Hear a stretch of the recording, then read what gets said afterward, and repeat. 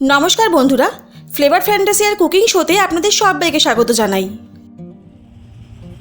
আমার আজকের রেসিপি হলো বাজারে নতুন শিম দিয়ে আর মাছের ঝাল। বাজারে এই সময় প্রচুর শিম পাওয়া যায়, আর এই শিমের টেস্টটাও বেশ ভালো লাগে। আপনারা শিম আর আলু দিয়ে রান্নাটা করতে পারেন, তবে আমি এখানে শুধু শিম দিয়েই করেছি। স্বাদ দারুণ হয়, এতটাই টেস্ট হয় যে এই এক পদ দিয়েই আপনি সম্পূর্ণ ভাত খেয়ে নিতে পারবেন।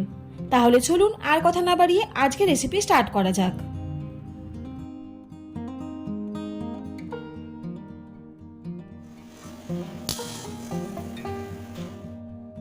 আমি এই রান্নাটা করার জন্য 4 পিস আর মাছের টুকরো নিয়ে নিয়েছি।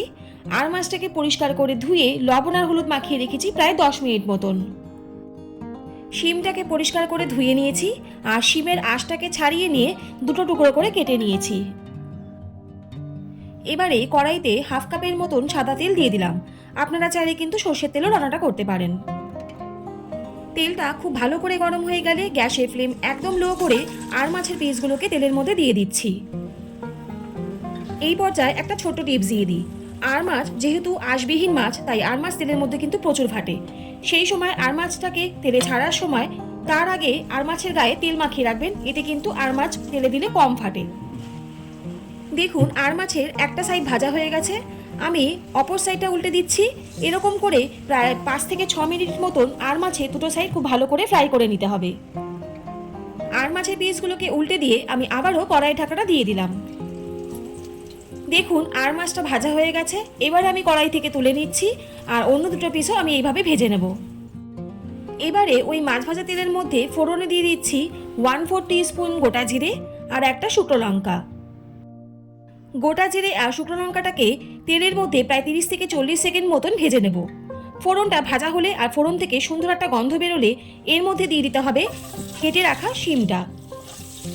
শিমগুলো তেলের মধ্যে দেওয়ার সময় অবশ্যই গ্যাসের ফ্লেমটা মিডিয়াম রাখবেন, এতে শিমটা তেলের মধ্যে দেওয়ার সময় গায়ে ছিটবে না। শিমটা দেওয়ার পরে তেলের মধ্যে প্রায় 5 থেকে 6 মিনিটের মতন হালকা করে ভেজে নেব। দেখুন প্রায় 5 থেকে 6 মিনিট ধরে শিমটাকে ভেজে নিলাম, আর শিমের কালারটাও কিন্তু চেঞ্জ হয়ে গেছে। শিমটা হালকা ভাজা হলে আর শিমের কালার চেঞ্জ হয়ে এলে এর মধ্যে দিয়ে দেব পরিমাণ মতন লবণ আর 1/4 টিস্পুন হলুদ গুঁড়ো। লবণ আর হলুদ গুঁড়ো দেওয়ার পরে শিমটাকে আমি আরও 1 থেকে 2 মিনিটের মতন ভেজে নিচ্ছি। এবারে এর মধ্যে দিয়ে দিচ্ছি গোটা জিরে, আদা আর কাঁচা লঙ্কার পেস্ট, আর দিয়ে দিচ্ছি 1 টিস্পুন জিরের গুঁড়ো আর 1 টিস্পুন লঙ্কার গুঁড়ো। ঝালটা অবশ্যই আপনাদের পছন্দ মতন দিয়ে দেবেন। এবারে গুঁড়ো মশলার সাথে আর বাটা মশলার সাথে শিমটাকে প্রায় 7 থেকে 8 মিনিটের মতন খুব ভালো করে মশলার সাথে কষিয়ে নিতে হবে। মশলাটা যাতে পুড়ে না যায় তার জন্য এর মধ্যে দিয়ে দিচ্ছি মশলা ধোয়া জল। মশলার জলটা দিয়ে শিমটাকে আমি আরও কিছুক্ষণ কষিয়ে নেব, যতক্ষণ না পর্যন্ত শিমের মশলা থেকে তেলটা ছেড়ে দিচ্ছে। দেখুন মশলা থেকে কিন্তু তেলটা ছেড়ে দিয়েছে, আর শিমটাও খুব ভালোভাবে কিন্তু কষানোর জন্য নরম হয়ে গেছে। আমি আরও 1 থেকে 2 মিনিট শিমটাকে মশলার সাথে নাড়াচাড়া করার পরে এর মধ্যে আমি পরিমাণ মতন জল দিয়ে দিচ্ছি। জলটা অবশ্যই আপনাদের গ্রেভি পরিমাণ মতন দিয়ে দেবেন। আমি এখানে হাফ কাপের মতন জল দিয়ে দিলাম। জলটা দিয়ে মশলাটাকে খুব ভালো করে একবার মিশিয়ে নিতে হবে, আর কড়াইয়ের ঢাকনাটা দিয়ে দিতে হবে গ্রেভির জলটা ফোটা পর্যন্ত। দেখুন গ্রেভির জলটা খুব ভালোভাবে ফুটে গেছে। এবারে এর মধ্যে আমি ভেজে রাখা আর মাছের টুকরোগুলো দিয়ে দিচ্ছি। আর মাছের পিসগুলোকে গ্রেভির মধ্যে দিয়ে গ্রেভির সাথে খুব ভালো করে একবার মিশিয়ে নিতে হবে।